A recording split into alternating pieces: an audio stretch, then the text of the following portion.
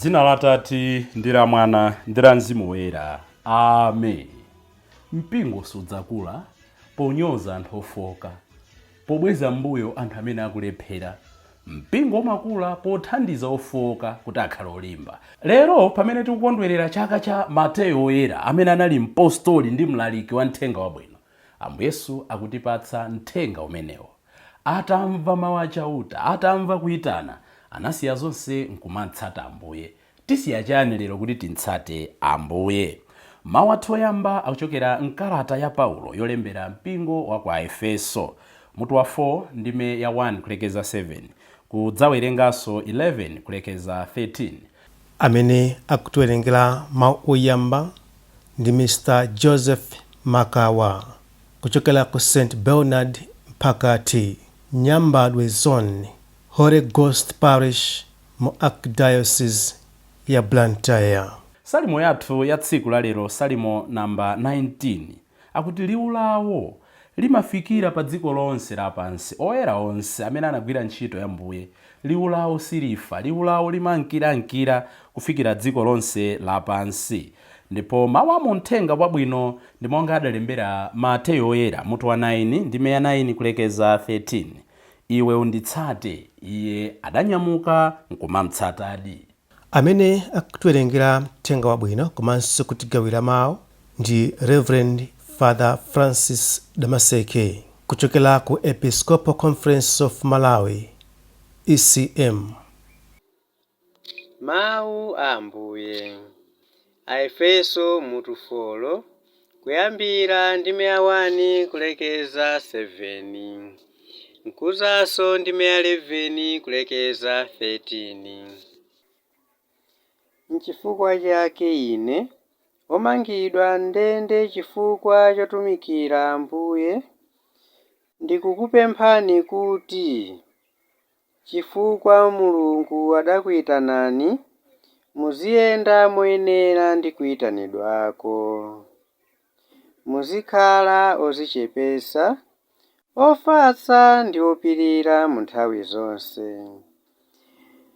Muzizirerana mtima mwachikondi, ndipo muziyesesa kusunga umodzi mwa Mzimu Woyera pakulumikizana mu mtendere. Pali thupi limodzi ndiponso Mzimu Woyera mmodzi. Monganso pali chiyembekezo chimodzi chimene Mulungu adakudalisani. Pali Mbuye mmodzi, chikhulupiriro chimodzi, ubatizo umodzi. Pali Mulungu mmodzi amene ali Atate athu onse. Iye ali pamwamba pa onse, amagwira ntchito kudzera mwa onse, ndipo ali mwa onse.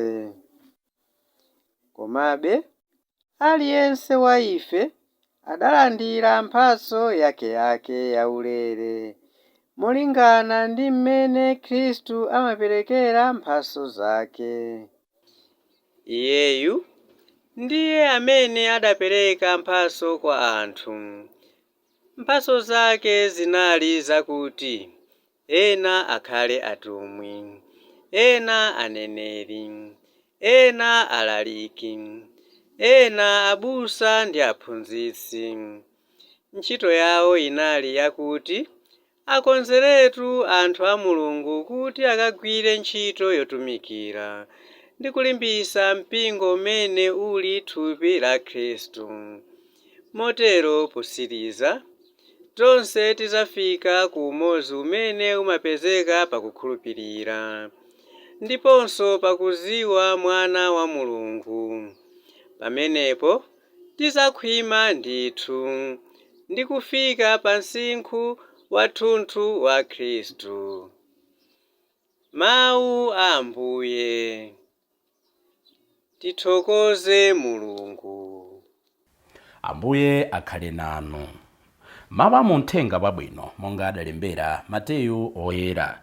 Ulemu kwa inu Ambuye. Yesu atachoka pamenepo adaona munthu wina dzina lake Mateyu. ali pa ntchito nyumba ya msonkho adamuwuza kuti iwe unditsate. Iye adanyamuka namutsatadi. Tsono pamene Yesu ankadya m'nyumba kudabwera anthu ambirimbiri okhometsa msonkho ndi anthu ochimwa kudzadya nawo ndi Yesu ndi ophunzira ake. Pamene Afarisi adaona zimenezi adafunsa ophunzira ake kuti bwanji aphunzitsi anu akudya pamodzi ndi okhometsa msonkho ndiponso ndi anthu ochimwa. Yesu atamva zimenezo adawayankha kuti anthu amene ali bwino sasowa sing'anga koma amene akudwala. Kamvetsetseni tanthauzo la mawu a Mulungu akuti ndimafuna chifundo osati nsembe ayi. Inetu sindinabwere kudzayitana anthu olungama koma anthu ochimwa. Mthenga wa Ambuye. Ulemu kwa inu Ambuye Yesu Khristu. Abale ndi alongo, monga tanenera pachiyambi, lero pokondwerera chaka cha Mateyu Woyera mpostoli komanso mlaliki wa mthenga wabwino, tikukumbutsidwa kuti mpingo sudzakula posasa, posiya mbuyo, posefa anthu amene akugwa, anthu amene ndi olephera, anthu amene ndi ochimwa, koma powathandiza kuti adzuke. Tikayang'ana moyo wa Mateyu titha kutero kuti nthawiyo dziko limamona ngati olephera, wakugwa, ochimwa, okhometsa msonkho, osanjana ndi Mulungu. Koma mu mtima mwakemo ankamva kena kake kakumukodola, monga mmene inu ndine timamvera kena kake kamatikodola, iwe unditsate. Kusiyana kwa inu ndi Mateyu nkonena kuti Mateyu atangomva kuti iwe unditsate akuti anasiyadi zonse. Pali nyimbo ija timayimba, ndamva liwu lawokondeka wanga lero lino, iye nasiya zonse ndikumutsata. Anasiya zonse nkumamutsata. Iyeyu akutionetsa zinthu zingapo mmoyo mwake. Pokhala okhometsa msonkho anali munthu odedwa ku Kapernamo konse, koma mwa dzina lake kukhala mphatso ya Mulungu anayesetsa kuchita chifuniro cha Mulungu, Mulungu akayankhula. Ndi akutiphunzitsa kuti Mulungu amayitana anthu ochokera madera onse. God calls people from all backgrounds. Tisamasankhane kuti ayi unsembewu eni yake amachokera boma ili, awa ndi ansembe. Ayi, achepe akule, osauka olemera, olunga osalunga, onse Mulungu ali nawo ntchito. Akakakufunsani mukanene kuti Ambuye ali naye ntchito. Tisachedwe nkumaweruzana. Ena amaganiza kuti ayi awa ndi ofunika ntchito yakuti, awa ndi ofunika ku banki, awa ndi ofunika ku nsembe. Wina aliyense Mulungu atha kumuyika malo ena alionse. Akakuyitana usakane, vomera. His mercy isn't only reserved for the righteous or for those who live a good moral life. Chikondi chake, chifundo chake sichimangofikira okhawa amene akuonetsa kuyesetsa mmoyo mwawo, koma ngakhale iwo amene akuoneka ngati akulephera. China chimene akutiphunzitsa Mateyu pa Chingerezi timanena kuti when everybody that day saw Matthew as a tax collector and a sinner, Jesus saw a man longing for salvation.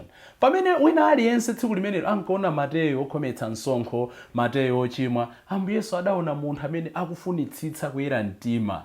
Chitho tikhalanso lero chimodzimodzi. Pamene anthu akukuonani ngati wakugwa, olephera, munthu wankhanza, munthu titofotokoza list ya zolephera zimene mwina anthu amanditchula nazo, Ambuye mwa ine mwina lero akuonamo munthu amene akufuna kuphatana naye.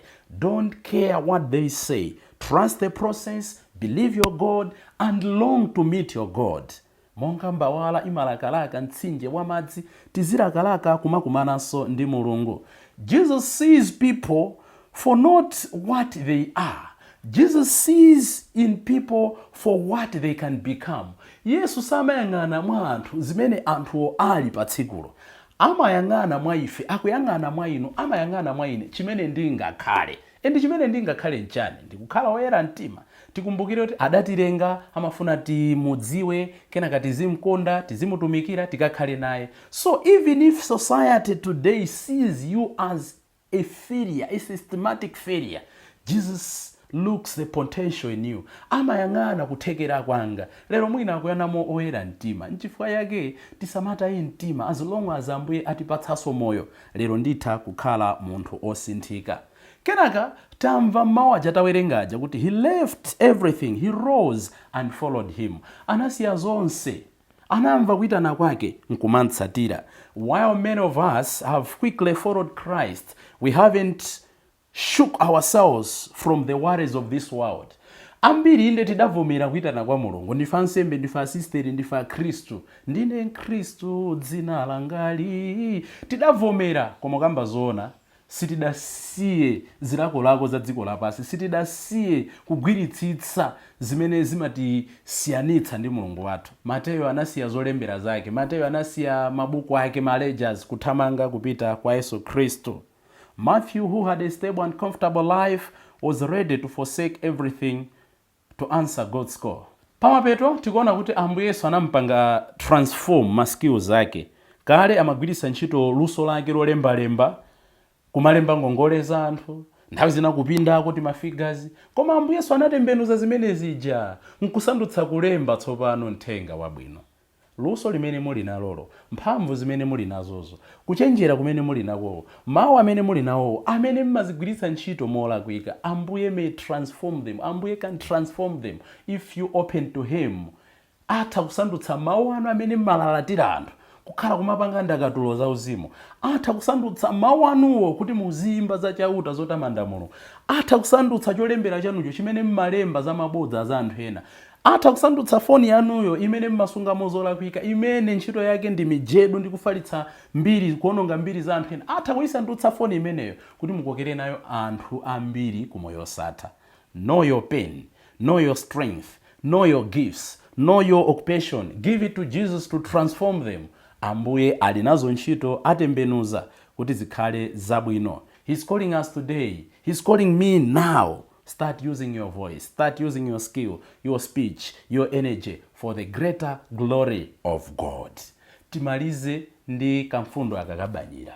Akuti atapita ku nyumba ya Mateyu ija, Mateyu alandira Ambuye zonse zikuyenda. Akuti anthu ena adapita nkumakanong'oneza kuti bwanji kukwanong'oneza ophunzira Ambuye Yesu, bwanji akudya ndi okhometsa msongo, akudya ndi anthu ochimwa, aphunzitsano wa bwanji. Nda Ambuye Yesu pokhala Ambuye Yesu pokhala Mulungu akuwayankha kuti ine ndinabwerera anthu ochimwa kumenetu. Point yanga ndiyo nena kuti nthawi zina timaononga zinthu. Why anatandi kungopita directly kwa Jesus kuti bwanji mukudya ndi ochimwa, akudzera kai kwa ophunzira ake. Ambiri zinthu zikutikanika kuzibweretsa poyera chifukwa timazembera. Malo moti mungondiuza zofoka zanga, makauzawo. If you've noted something bad in me, just come forward to me and say, Bambo A, B, C, D, try to change. Off you go. Tapempha Ambuye tsiku la lero. Poyamba, mpingo uzikula povomera ofoka. Kachiwiri, tizimtsatira posiya zonse. Kachitatu, tikamva kuyitana kwake, tisanong'oneze. When everybody that day saw a tax collector, Jesus saw a man longing for transformation and change. Ndimpatse mtima wanga Ambuye kuti ndofuna ndiyambeso matsopano. Dzina la Atate, ndi la Mwana, ndi la Mzimu Woyera. Amen.